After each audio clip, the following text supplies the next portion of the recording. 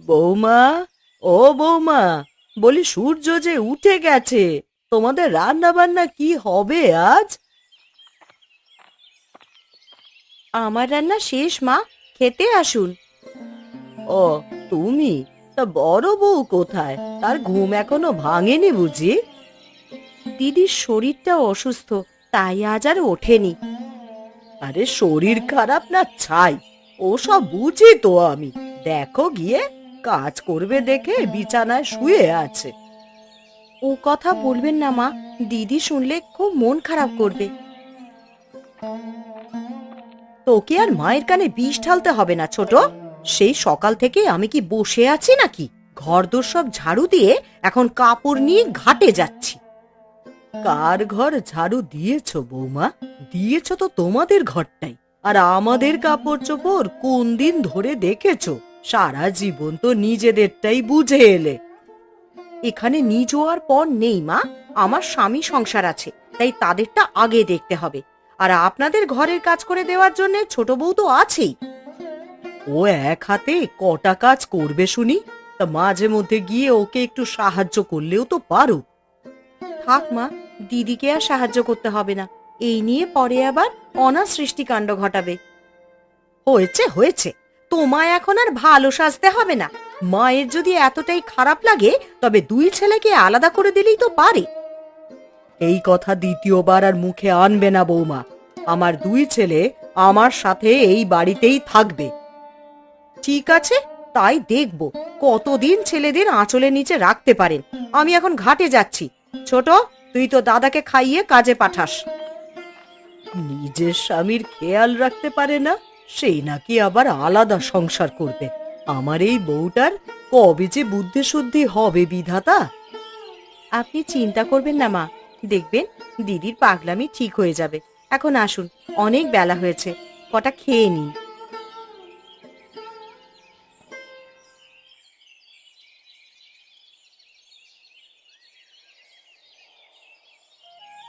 তোমাকে আর একটু মাছ দেবো? না গিন্নি, আমার আর লাগবে না। ননি আর অপুকে দাও, ওরা বড় মাছ খেতে খুব ভালোবাসে। আমাকে মাছের মুড়োটা দাও মা, ওটা আমি খাবো। সে কি রে অপু, তুই তো রোজ রোজ মাছের মুড়ো খাস, আজ তুই না, আমি খাবো ওটা। নাই মুড়ো আমার, আমি খাবো। এ কি মুশকিল! এখন থেকে তোদের জন্য দেখা যাচ্ছে দুটো করে মাছ কিনতে হবে। দুটো কিনতে হবে না বৌমা, তুমি মুড়োটা ওদের দুজনকে ভাগ করে দাও। দিচ্ছি মা। ননি, অননি, এদিকে আয় তো। আমি খেতে বসেছি মা, খেয়ে নিয়েই দিচ্ছি। তোরই খাই খাই স্বভাব আর গেল না না রে। সকালটা হতে না হতেই থালা নিয়ে বসে গেছিস। এই রাবণের গুষ্টি নিয়ে যাবো কোথায় আমি? তোমায় কোথাও যেতে হবে না, আগে এসে খেয়ে নাও দিদি, না হলে সব যে ঠান্ডা হয়ে যাবে। হয়েছে, এইটুকুনি সময়ে আর খাবার নষ্ট হয়ে যাবে না। ও বৌদি, কাপড় দিচ্ছ যে, একটু পর বৃষ্টি আসবে, বৃষ্টিটা হয়ে গেলে দিতে। তোমায় আমায় আর শেখাতে হবে না নেপাল। কখন যে বৃষ্টি হয় আর কখন রোদ ওঠে সব আমার জানা আছে। এই দেখো, আমি বলতে না বলতেই বৃষ্টি শুরু হয়ে গেছে। সব তোমার জন্যই হয়েছে ঠাকুরপো। তুমি কেন যে বৃষ্টির কথা বলতে গেলে? আয় বিধাতা, এই পাগলকে নিয়ে আমি কোথায় যাব? ও বৌমা, কাপড়গুলো নিয়ে ঘরে এসো, বৃষ্টিতে ভিজে আবার ঠান্ডা লাগাবে তো।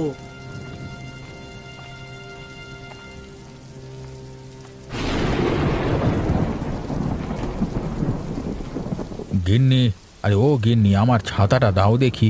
বৃষ্টি জল খেতে জমে যাবে, আলগুলো কেটে দিয়ে আসি। এই বৃষ্টি বাদলা মাথায় নিয়ে খেতে যাওয়ার দরকারটা কি শুনি? সে তুমি বুঝলে কাজই হতো। এখন খেতে জল জমতে দিলে সব ফসল নষ্ট হয়ে যাবে। বলি আরো মানুষ তো আছে, তুমি একা যাবে কেন শুনি?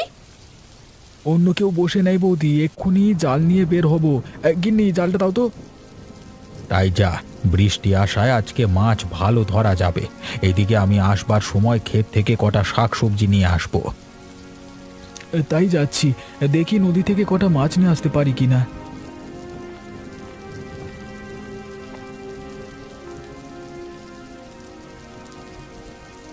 যাক বাবা, দুই ভাইকে সকালের খাবার খাইয়ে বিদেয় করলাম। এখন কাপড়গুলো নিয়ে আবার বসতে হবে। সে কি দিদি, রান্না তো শেষ, উনুন জ্বালিয়ে কি করবে? আর এই ভিজে কাপড়গুলোকে সেঁকতে হবে না? পরার যে আর কিছুই নেই রে। আমি আগেই বলেছিলাম এই দিকে কাপড় না ভেজাতে। এখন ওইগুলোকে বারান্দায় রেখে দাও, হাওয়ায় ঠিকই শুকিয়ে যাবে। তাই কর রে ছোট, আমি একটু বেরোবো, দেখি ঘোষেদের বাগান থেকে কটা আম কুড়িয়ে আনতে পারি কিনা। ও কাজ করো না বৌমা, ভুলে যেও না তুমি এই গাঁয়ের বউ। ওসব আম কুড়ানো জাম কুড়ানো তোমাকে মানায় না। বেশ, আমি না যেতে পারি, ননি আর অপুকে পাঠাতে পারবো, ওরা তো আর এই গাঁয়ের বউ নয়। দিদি তুমি পারো বটে, কটা আমই তো, ছেড়েই দাও না। ওসব কাঁচা পাকা আম দিয়ে আচার বানানো যাবে ছোট, তখন তো তুমি আর ভাগে কম নেবে না। ননি, ও ননি, এদিকে আয় তো মা। তোমার যা ইচ্ছে করো, আমি এসবের মধ্যে নেই। আমাকে ডেকেছো মা? হ্যাঁ রে, যা তো একটিবার ওই ঘোষদের আম বাগানে যা, কটা আম পেলে নিয়ে আসিস। না না মা, আমি ওদিকে যেতে পারবো না। ওই ঘোষ গিন্নির যা মুখ, আমাকে বলে কি না আম বাগানে দেখলে গাছের সাথে বেঁধে রাখবে। তাই নাকি? ঘোষ গিন্নি তোকে এই কথা বলেছে? দাঁড়া, আজ ঘাটে পাই ওকে, মুখে একেবারে জামা ঘষে দেব। সে তুমি দিওক্ষণ, এখন আমি গেলাম, অপুকে নিয়ে পুতুল খেলবো। চলো না দিদি, কটা আম কুড়িয়ে নিয়ে আসি। ওগুলো তো পরে নষ্টই হবে। ঠাকুমার হাতের আমের আচার খেতে খুব মজার হয়। ঠিক আছে, তুই যাবি যখন চল, তবে ঘোষ গিন্নি যদি ধরে ফেলে সে দায় কিন্তু আমি নেব না। যা মা যা, আমি বরং ঝুড়িতে এনে দিচ্ছি, কটা আম কুড়িয়ে নিয়ে আয়।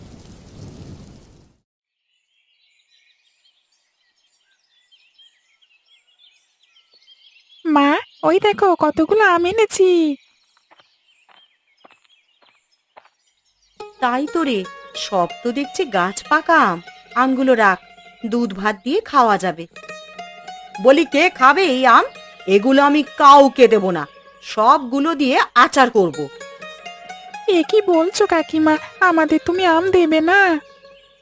তোর মা যে এসব আম ছুঁয়েও দেখে না, তাহলে এখন লোল পড়ে যাচ্ছে কেন রে? তোমার আম আমরা নেব না দিদি, ওগুলো তুমিই নিয়ে যাও। কেন নেব না? এখানে অর্ধেক আম আমি কুড়িয়েছি, ওগুলো আমার। অপু ঠিকই বলেছে বৌমা, অর্ধেক আম তুমি ছোট বউকে দিয়ে দাও, সবগুলো তুমি একা নেবে কেন? তো মা, আপনি না সকালবেলায় এতগুলো নীতি কথা শোনালেন, পরের বাড়ির ফল নাকি খাবেন না, এখন ছোট বউয়ের পক্ষ নিয়ে কথা বলছেন কেন? আমরা না খাই, অপু আর ননি আছে, ওরা খাবে, না হলে তো সবগুলো আম তোমার ওই রাক্ষসে পেটে গিয়ে পড়বে। কি, আমি রাক্ষসী? এই আমের জন্য এত বড় কথা শুনতে হলো? খাবই না আমি এই আম। কেন মা, আমরা আমাদের ভাগ ছাড়বো কেন? ওই আম আমরা ভাগাভাগি করে নেব। তাই নে দাদু ভাই, তাই নে।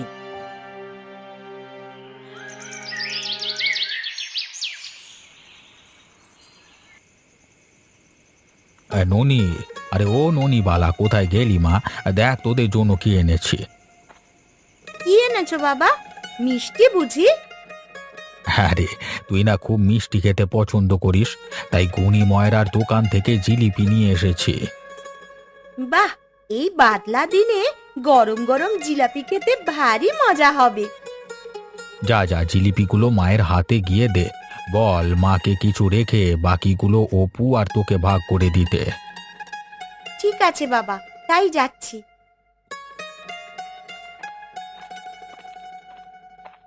কি ব্যাপার গিন্নি, তোমার আবার কি হলো? এভাবে ফ্যাল ফ্যাল করে তাকিয়ে রইলে কেন? জিলাপিগুলো ওই ঘরে পাঠাতে হলো কেন? সবকিছুই কি ওদের ভাগ করে দিতে হবে?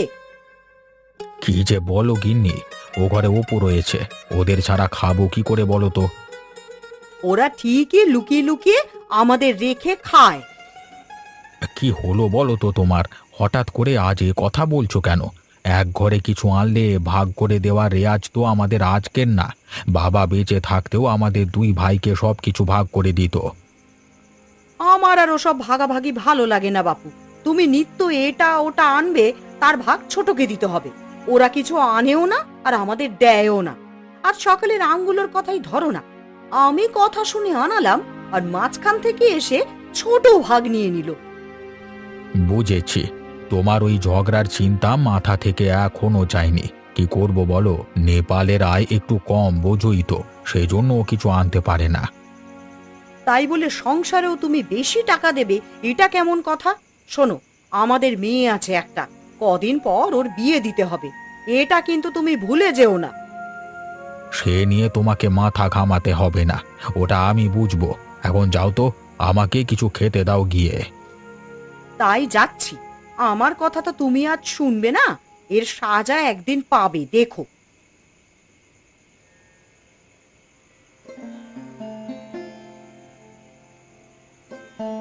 গোপাল নেপালকে ভাত দাও বৌমা, ওদের পাট যে খালি হয়ে গেছে।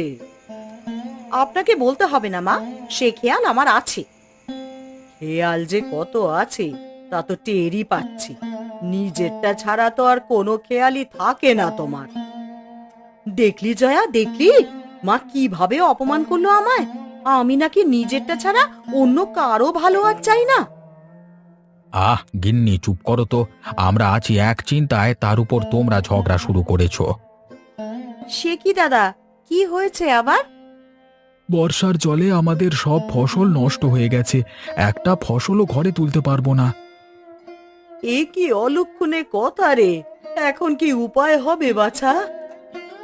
আর কি হবে, এই জমি আবার চাষ করতে হবে। হ্যাঁ হ্যাঁ, তাই করুন। যত তাড়াতাড়ি চাষ করবেন তত তাড়াতাড়ি ফসল উঠবে।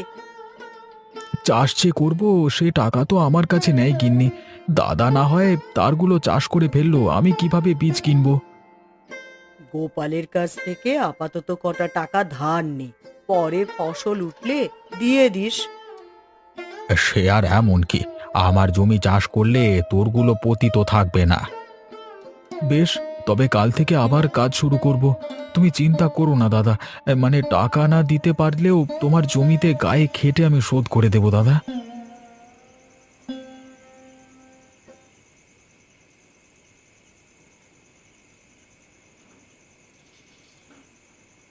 এটা কি করলে তুমি? ওরা বলতেই রাজি হয়ে গেলে? কি করলাম আবার, তোমার কথা তো আমি কিছুই বুঝতে পারছি না। বলি, নেপালকে কেন টাকা দিতে হলো তোমার? ওর ক্ষেত ওকেই চাষ করতে দাও না।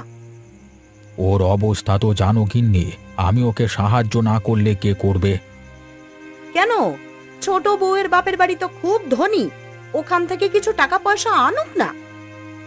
ছোট বউয়ের বাপের বাড়ি থেকে আনলে তোমার বাপের বাড়ি থেকেও তো আনতে হয়। শোনো, আমাকে ওই কথার জালে ফাঁসিয়ে কোনো লাভ নেই, আর তুমি ওকে 1 টাকাও সাহায্য করবে না। ঠিক আছে, করব না। ওকে ওর মতো চাষ করতে বলবে। কেবল তাই নয়, ওকে বলো আলাদা হয়ে যেতে। আমি আর এই বাড়িতে ওদের সাথে এক পাতে থাকতে পারবো না বাপু। এর মধ্যে আলাদা হওয়ার কি আছে গিন্নি? তুমি তো জানো গোপালের বাড়ির ভাগ অপুর অসুখের সময় আমাদের কাছে বিক্রি করে দিয়েছে। আলাদা হওয়ার কথা বললে কি ওরা এই বাড়িতে থাকবে? আমি তো এটাই চাই, ওরা যত তাড়াতাড়ি বিদেয় হবে তত মঙ্গল। সংসারের বাজার খরচ থেকে শুরু করে সব কিছুতেই ওদেরকে তোমাকে সাহায্য করতে হয়। একবার আপদ বিদেয় হলে আমাদের কত টাকা বাঁচবে দেখেছো? তাই বলে ওদের চলে যেতে বলবো? বলতে হবে, না হলে একদিন আবার বাড়ির ভাগ চেয়ে বসবে। আর তোমার যা নরম মন, বলে বসলে আর না তো করতে পারবে না। বেশ, তুমি যখন বলছো আমি বলবো ওদের। কালকেই বলতে হবে, কথাটা যেন মনে থাকে।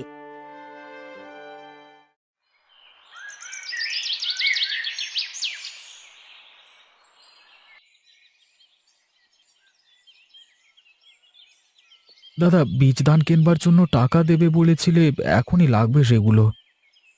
ও নেপাল, তুই এসেছিস, আমি এক্ষুনি তোকে ডেকে পাঠাতাম। কেন, কি হয়েছে দাদা? আমার হাতে এখন বেশি টাকা নেই নেপাল, তাই তোর জমিগুলো চাষ করবার জন্য আমি কিছু দিতে পারবো না রে, কিছু মনে করিস না।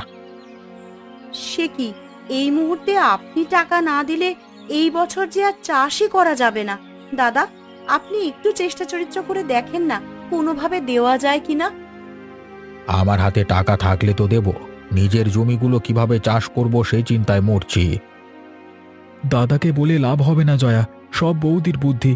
উনি যখন দাদাকে শিখিয়েছেন, দাদা কি আর টাকা দেবে? এই তো আমার দোষ ধরে বললে। বলি 7-5 না থেকেও কি আমার দোষটা কোনোদিনই যাবে না ছোট? তোমার কোনো দোষ নেই দিদি, দাদার হাতে টাকা না থাকলে দেবে কিভাবে? এখন আবার ব্যবসাতেও মন্দা যাচ্ছে ছোট বউ। টানা কয়েকদিন বৃষ্টি থাকায় সব মালামাল নষ্ট হয়ে গেছে। ভালো কোনো গুদাম না থাকায় আজকে এই দশা। সেই জন্য ভাবছিলাম তোদের ঘরটা এখন থেকে গুদাম ঘর হিসেবে ব্যবহার করব। সে কি দাদা, আমাদের ঘরে ব্যবসার জিনিসপত্র রাখলে আমরা যাব কোথায়? তাই বাড়ি আমাদের কাছে বিক্রি করে দেওয়ার সময় এ কথা মনে ছিল না? এখন তুই কোথায় যাবি আমরা কিভাবে বলবো বলতো? আরে আমার যে তোর ঘরটা না হলে হচ্ছে না। বেশ দাদা, তবে আমরা ঘর ছেড়ে দেব। ভাইয়ের চেয়ে তোমার যখন ব্যবসা বড় হয়ে গেছে, তবে তুমি ব্যবসা করো। আর আজকে থেকে তোমার যে জমিগুলো আমি চাষ করতাম সেগুলো অন্য কাউকে দিয়ে দিও। আমি আর ও জমিতে যাব না। চলো গিন্নি, এক্ষুনি বাড়ি থেকে চলো। সে কি, গোপাল তোদের চলে যেতে বলেছে? হ্যাঁ মা, আমাদের ঘরটা নাকি গুদাম ঘর বানাবে। দাঁড়া, আমি ওকে ডেকে বলছি। ওর এত বড় সাহস হয় কি করে আমাকে কিছু না জিজ্ঞেস করে তোর ঘর কেড়ে নেয়? আপনাকে কিছু বলতে হবে না মা, আমরা আজই এই বাড়ি ছেড়ে চলে যাব। কিন্তু কোথায় যাবে তোমরা? এই বর্ষার দিনে কোথায় গিয়ে আশ্রয় নেবে? জানি না মা, দেখি কোথায় গিয়ে ওঠা যায়। কোনো না কোনো জায়গা তো মাথা গোঁজবার ঠাঁই হবেই হবে। দাঁড়া বাছা, দাঁড়া, তোদের কোথাও যেতে হবে না। আমি তোদের আমাদের পুরাতন বাড়িতে নিয়ে যাব। পুরাতন বাড়ি? সেটা কোথায়? ওটা জঙ্গলের ধারে। ওই বাড়িটা আমার শ্বশুর মশাই তৈরি করেছিলেন, কিন্তু নদীর ভাঙনের ফলে সেখান থেকে নেপালের বাবা এইখানে চলে আসে। নদীর ভাঙন হলে এতদিনে তো পুরো বাড়িখানি নদী গহ্বরে চলে যাওয়ার কথা। এটা কি এখনো আছে? না রে, ওই নদী আর বেশি দূর ভাঙেনি। এর আগেই বাঁধ দিয়ে নদীকে শাসন করা শুরু হয়ে গেছে। তাহলে তো ওই বাড়িতে যাওয়াই যায়। হ্যাঁ গিন্নি, চলো এই সুযোগে বের হয়ে যাই। আমাকেও তোদের সাথে নিয়ে চল বাছা, তোরা ছাড়া আমি এই বাড়িতে থাকতে পারবো না। আমাদের অবস্থা তো জানেন মা, এই মুহূর্তে আপনি আমাদের সাথে থাকলে আপনার খুব কষ্ট হবে। কিন্তু অনেক কষ্ট করে আমার এই 2 সন্তানকে বড় করেছি মা, কষ্টের ভয় আমাকে দেখিও না। তোমরা ভেবেছো কি এই বৃষ্টি বাদলার দিনে আমি তোমাদের এইভাবে ছেড়ে দেবো? বেশ, তবে চলো মা, এক্ষুনি বেরিয়ে পড়বো আমরা। তাই চল বাবা, তাই চল।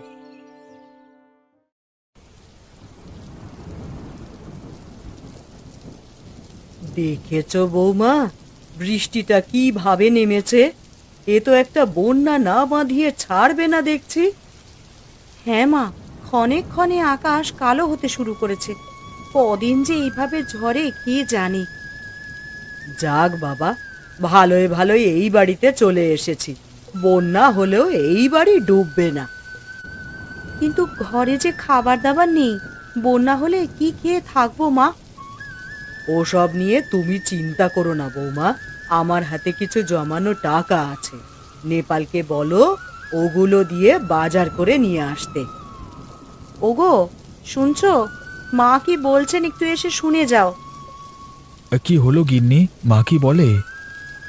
আমি টাকা বের করে দিচ্ছি, ওগুলো দিয়ে কদিনের হাট বাজার করে নিয়ে আয়। আবহাওয়ার অবস্থা খুব একটা ভালো নয়, এবার বন্যা হতে পারে। ঠিক আছে মা, আমি এক্ষুনি যাচ্ছি। তবে গিন্নি, বাজারের ব্যাগটা এনে দাও তো, এক্ষুনি বের হয়ে যাই। ঠিক আছে। যাক বাবা, অবশেষে আপদ বিদেয় হয়েছে। এখন যে কি শান্ত লাগছে বাড়িটা। সে তুমি যাই বলো, মায়ের জন্য মনটা বড় হু হু করছে গো। এই দুর্যোগের দিনে ওরা কোথায় গেছে কে জানে। মাকে নিয়ে এত ভেবো না তো, অনেকবার তো বললে থেকে যেতে, তোমার কথা শুনেছে তখন। মা দেখো দেখো, কতগুলো মাছ নিয়ে এসেছি। তাই তো রে, তা কোথায় পেলি এই মাছ? আমাদের বাড়ির সামনে থেকে মা, ওখানে অনেক মাছ আছে। আমাদের ঘরের সামনে থেকে? বলিস কি রে, ওখানে তো পুকুর ঘাট কিছুই নেই। ওখানে জল উঠে গেছে মা, সবার বাড়িতে জল উঠে গেছে। জল উঠে গেছে মানে? বাড়ির সামনে জল উঠে গেলে তো বন্যা হয়ে যাবে রে। হায় হায় হায়, বন্যা হলে যে সর্বনাশ হয়ে যাবে। একে তো নিচু বাড়ি, তার উপর এত সব জিনিস, কোথায় যাব আমি? ওই তো দেখো বাবা, উঠোনে জল চলে এসেছে। এখন আর জলের জন্য আমাদের পুকুর ঘাটে যেতে হবে না মা, বারান্দা থেকেই জল নেওয়া যাবে। ওরে চুপ কর পোড়ার মুখী, বন্যা হওয়ায় তোর খুব খুশি লাগছে তাই না? ডুবে মরলে বুঝবি মজা কত। ওগো, তুমি যে কোনো একটা উপায় বের করো, আমি যে জলে বড্ড ভয় পাই। ঘরে জল উঠে গেলে যে ডুবে মরতে হবে। তুমি চিন্তা করো না গিন্নি, আমি দেখছি কি করা যায়।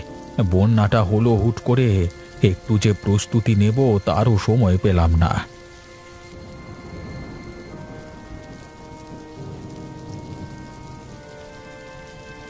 গিন্নি, গিন্নি কোথায় গেলে? এতক্ষণে এলি তুই? দাঁড়া, বৌমাকে ডেকে দিচ্ছি। বৌমা, ও বৌমা, একটু দেখে যাও তো। বাজার করতে এত সময় লাগে? আমরা সেই কখন থেকে অপেক্ষা করছি। তাড়াতাড়ি আসবার উপায় ছিল না গিন্নি, গায়ের পথঘাট জলে ডুবে গেছে, জলের মধ্যে হাঁটাই যাচ্ছিল না গো। যাক, আমাদের বাড়িটা উঁচু বলে এই যাত্রায় বেঁচে গেলাম। কিন্তু আমার গোপালের জন্য খুব চিন্তা হচ্ছে বৌমা। ওই বাড়িটা যে নিচু, এই জলে নিশ্চয়ই ডুবে গেছে। হ্যাঁ মা, আমাদের বাড়ি ডুবে গেছে। এই জলে দাদারা কি করছে কে জানে। ওগো, তুমি গিয়ে ওদের নিয়ে এসো। বৌদি সাঁতার জানে না, জল দেখলেই অজ্ঞান হয়ে যায়। কিন্তু যাবো যে, নৌকা তো নেই, এতগুলো মানুষ নিয়ে আসবো কিভাবে? কলা গাছের ভেলা বানিয়ে নিয়ে এসো বাবা। ঠিক বলেছিস অপু, কলা গাছের ভেলা বানালে নৌকার কাজ করবে। তবে তাড়াতাড়ি বাড়ির পেছন দিকে যা, সেখানে অনেক কলা গাছ আছে, ওগুলো কেটে নিয়ে আয়। তাই যাচ্ছি মা। ও কিন্নি, বাজারগুলো ধরো, আর কলা গাছ কাটবার জন্য কিছু একটা দাও তো। তুমি দাঁড়াও, আমি এক্ষুনি নিয়ে আসছি। ওগো, এ জল যে একেবারে খাট ছুঁয়ে ছুঁয়ে করছে গো। এই কিছুক্ষণের মধ্যেই তো বিছানা ভিজিয়ে ফেলবে।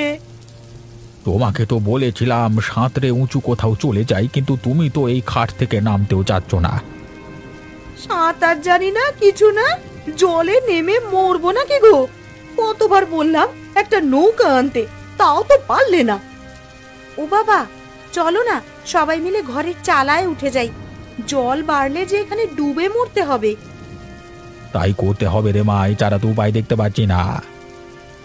দাদা, আরে ও দাদা, বাড়িতে আছো? ওই তো নেপাল এসেছে। নেপাল, নেপাল, আমরা ঘরে আটকে গেছি রে। ওরে তাড়াতাড়ি আমাদের এখান থেকে উদ্ধার কর ভাই। আমরা তোমাদের নিতেই এসেছি দাদা, চলো চলো তাড়াতাড়ি আমাদের পুরাতন বাড়িতে চলো। তা যাবে যে, নৌকা এনেছো? আমি কিন্তু বাবু সাঁতার জানি না। তোমার জন্য নৌকা পাইনি বৌদি, কলা গাছের ভেলা নিয়ে এসেছি। অবশ্য ভেলায় তোমার ভার সইবে কিনা কে জানে। আমাদের ভেলায় উঠতে হবে না, তোর বৌদিকে তুলে আমরা সাঁতরে চলে যাব। আমার এত ওজনও হয়নি যে ভেলা নিয়ে ডুবে যাব। চল ননি, তাড়াতাড়ি জিনিসপত্র নিয়ে ভেলায় গিয়ে বস। জিনিস নিতে হবে না বৌদি, তাই যাও গিন্নি, গিয়ে ভেলায় বসো। তোমরা তাড়াতাড়ি চলে এসো কিন্তু, না হলে জিনিসপত্রের লোভে আবার ডুবে মরবে শেষে।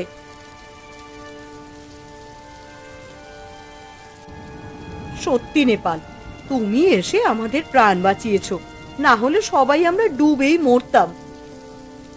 আমরা যখন এসেছি তখন ডুবে মরবে না কেউ। আজকে দেখলে তো, ভাইকে কেন এতদিন ছাড়তে চাইনি। ভাই ছাড়া দুনিয়াতে আর কেউ আপন নয়। হ্যাঁ গো, আমার ভুল হয়ে গেছে। তোমাদের দুই ভাইকে আলাদা করা একদম ঠিক হয়নি। যাক, মা অবশেষে বুঝেছে আজ থেকে আর ভাগের সংসার নয়, আমরা সবাই একসাথে থাকবো। তাই হবে। জল নামলে সবাইকে নিয়ে আবার এই বাড়িতে চাঁদের হাট বসবে। এখন চলো সবাই, জল বাড়লো বলে।